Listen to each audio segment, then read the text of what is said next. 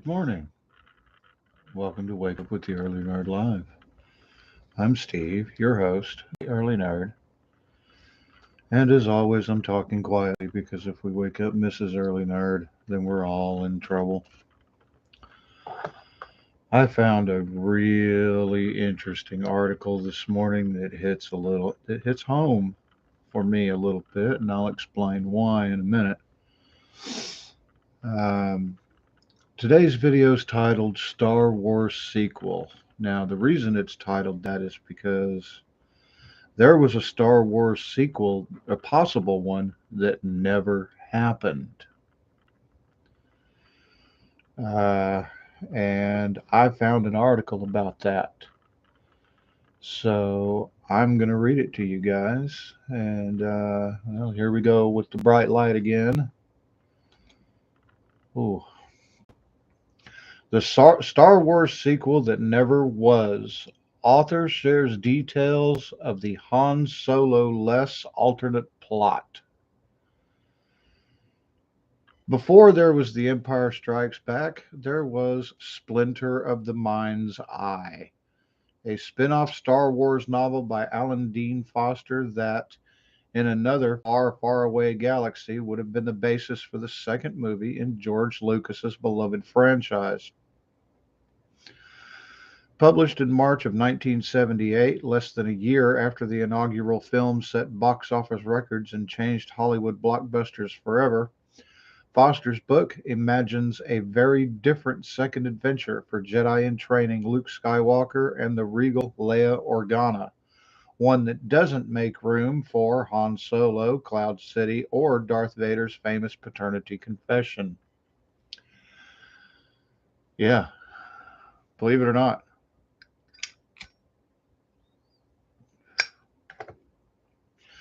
George wanted more material in case the first film was a success, the author told Yahoo Entertainment in a 2015 interview about the origins of Splinter of the Mind's Eye, which was part of a two-book deal he signed that included penning the novelization of the original Star Wars, which I have. Lucas is credited as the writer on that book, although he's regularly acknowledged Foster as the ghostwriter. The only restriction put on me was that the follow-up had to be filmable on a low budget. The idea being that if the first film wasn't wildly successful, he could still make a second film cheaply using many of the same props and costumes as possible. With that restriction in mind, Foster conceived a story that takes place almost entirely on the fog-shrouded planet of Mimban, where Luke and Leia crash land en route to a gathering of key members of the Rebel Alliance.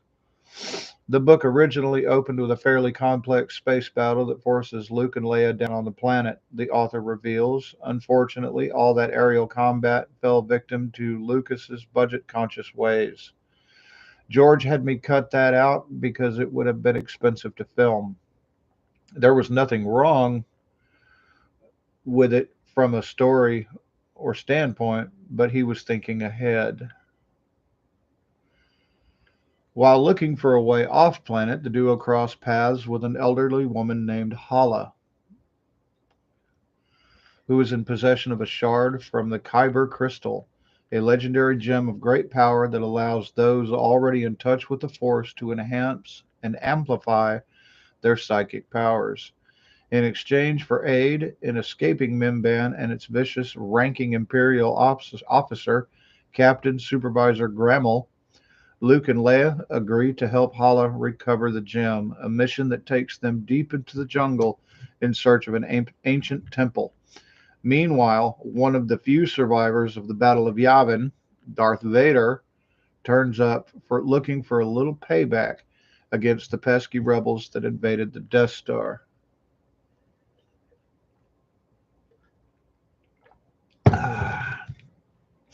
As Foster recalls, he and Lucas had very little contact during the writing process of both novels, which left him free to chart his own course for the sequel. The first book came out 6 months before the film did, and I was busy working on Splinter when Star Wars came out. So George had zero free time for the ancillary material. Directors don't exactly have time to call the authors up for a chat.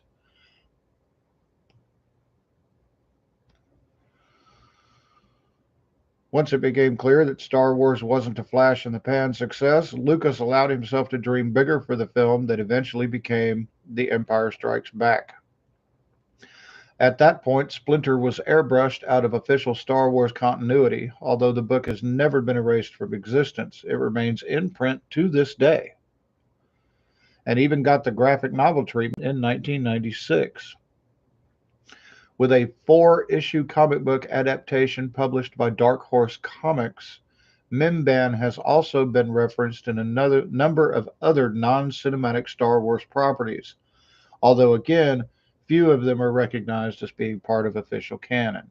Well, thanks to Disney, nothing is canon anymore. Foster's own career flourished after his early role in the Star Wars universe as he balanced original sci-fi novels with the novelizations of seminal movies like The Last Starfighter and the first three Alien films. And in 2015, he penned the novelization for J.J. Abrams' franchise relaunching The Force Awakens, an experience he described in a separate interview as being much less laid back than his earlier galactic forays. When I wrote the first book, I got a copy of the script along with some of Ralph McQuarrie's pre-production paintings and went to write the book. Foster told Yahoo Entertainment then. I turned it in, George read it and said that's fine, and that was that. In 2020, Foster wrote an open letter claiming that Lucasfilm's current owner, Walt Disney, wasn't paying him royalties for his Star Wars work. He later announced on his personal blog that a settlement had been reached. In our 2015 conversation, Foster revealed more details about his never-filmed Star Wars sequel, including why he had to leave Han Solo out of the story and the shocking moments of violence that might have been too intense for Lucas to film. I saw very little. I had a couple of visions of the screenplay, and they also gave me a 16 millimeter reel of rough footage to take around to a couple of sci-fi conventions to publicize the film, which I was happy to do. I had also visited Industrial Light and Magic, which at the time was a rented warehouse in Van Nuys. So I had seen the trenches for Luke's flyby at the end, as well as the Millennium Falcon and the Death Star. Now, this is an interview, so I'm going to go ahead and read the questions that he has asked as well. Did the fact that you were mostly left to your own devices make it easier or harder to concoct an original adventure? One reason that I was able to create essentially what I wanted with Splinter is because there was nothing to contradict it. Nowadays, of course, everything is vetted by committee. And if you get someone's armor wrong, someone will be right there to correct it. Since I was given complete freedom within certain limits, and the story of the first film gives you a pretty good background of the whole Star Wars universe, there was enough there that being a sci-fi writer, you can fill in the blanks in certain places. That's why prequels are hard to do. Sequels are easy, but with prequels, you can't contradict something that is already in print or on screen that's come afterward.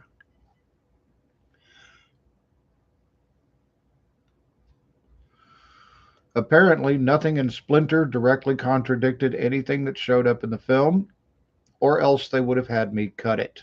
It wasn't like we were setting down the Bible and I was working on Exodus. Nobody was really worried at that point about what's going to happen in Book 6, Chapter 5, line 23. The hope is just to get Exodus out there so people can see it, and then you worry about follow-ups. Nobody at that time, except perhaps George, could see Star Wars becoming what it eventually became. Question. Obviously, the romantic yearning that Luke expresses for Leia is the element of Splinter that's totally at odds with where the Star Wars series wound up going. At the time, the indications and the vibe I got from the first film was that they were not siblings and that Luke was interested in her, and she was casually, perhaps, interested in him. And you actually get that feeling partway through the Empire Strikes Back too. A deleted scene from The Empire Strikes Back depicts an almost kiss between Luke and Leia that's more in line with the relationship described in Splinter. The next question, why was Han omitted from the book? That's an easy answer. At the time I was writing Splinter, Harrison Ford had not committed to any further participation in Star Wars. Hence, I was specifically told not to use the Han Solo character. And without Han, it didn't seem logical to have Chewie in the book either. The next question. Another sequence that feels different from any of the movies is a battle in an underground cavern where Imperial troopers are massacred by a tribe of aliens. Even though you hide a lot of the details between the lines, it's a more gruesome scene than you expect from Star Wars. George is a very sensitive guy. I picked up on that from the moment I met him. That's why I think the Imperial troopers never take their helmet off in the original movies. Because if you're seeing people get shot all the time and their faces are contorted in agony, it gives you a very different cinematic vibe than if it's just figures and plastic helmets that all look the same. I don't know this, but I think that it was a deliberate choice on George's part to mitigate the violence. Although there's nothing graphic in Splinter, I wasn't as constrained by that consideration, like Vader having his arm cut off in a cinematic fight with Luke. His arm cut off, it bleeds, it's painful. Next question. Did Lucas perhaps borrow that idea from for the famous Luke Vader confrontation at the end of Empire? Severed arms play a big role in the Star Wars movies in general. I have no idea. It's all of a piece, and it doesn't bother me one way or the other. When you work for somebody else and you do work for hire, what you do is theirs and they own it, and that's fine. I have no problem with that.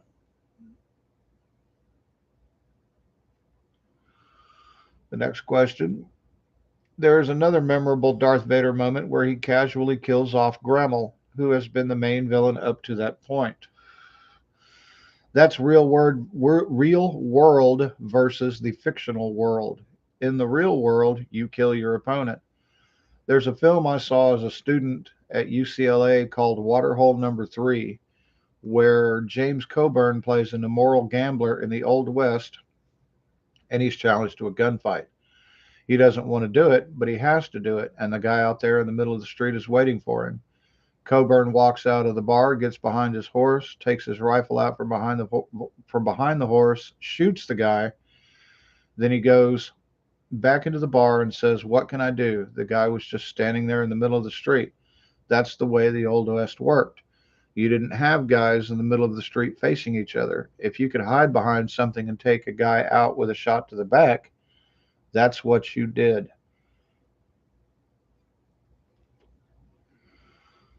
Next question. Despite having long since been written out of current Star Wars continuity, Splinter of the Mind's Eye is still in print. What kind of feedback do you hear from fans?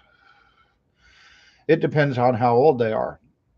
If they're my age or a bit younger and were around when the first three films came out, they're generally really happy about it. But every once in a while, you get an email or you'll see a comment from someone online who was born in, say, 1995, and they don't understand the contradictions with the film.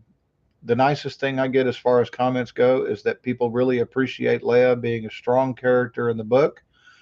She even picks up Luke's lightsaber at the end, with which actually fits, even though nobody knew she was Luke's sister at the time. That was just something I put in there. When it comes to predicting the future, it's really the shotgun effect. You fire 100 pellets and hope that one of them hits. That one just happened to hit. The next question. What are you happiest with about the book now? Other than the fact that it is still in print and people still regard it as a good read in spite of the contradictions with subsequent films, I'm pleased that I was able to create an entire world on my own with its own society and set of Imperial villains, and they all still hold up. I like to think that's a credit to the writing and the fact that I was true to the universe and the character in the situation. The book exists on its own terms because there's nothing that follows it directly. There's no reason to mess with it and make it into something it's not. I thought for many years that it would have made a marvelous made for TV movie. It could have been filmed cheaply, and then you stick it in between episode 4 and 5. And in an alternate universe, maybe it was. Now, main reason I'm talking about this is because I own that book. I've read it. I got it right when it came out. My parents bought it for me in 1978, and I read it, and I loved it. I immediately thought that when I read the book that that was going to be the next movie. But obviously it wasn't, and we got Empire Strikes Back instead, which is fine. You know, no big deal. Empire Strikes Back quickly became my favorite movie in the franchise, you know, and and that's a good thing. So, but Splinter of a Mind's Eye was a great book. Like I said, I do own a copy of it, and I have read it a few times. It was really good.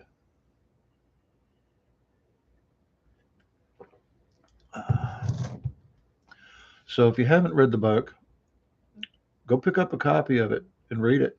Check it out and see the direction that Star Wars almost went. Who knows?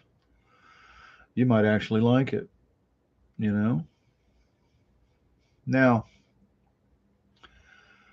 wow, today's video's run a bit long, but that's okay. You know, I hope you guys have sat through the whole thing with me. You know, I do try to keep these a little bit short because I know some people's attention spans are short.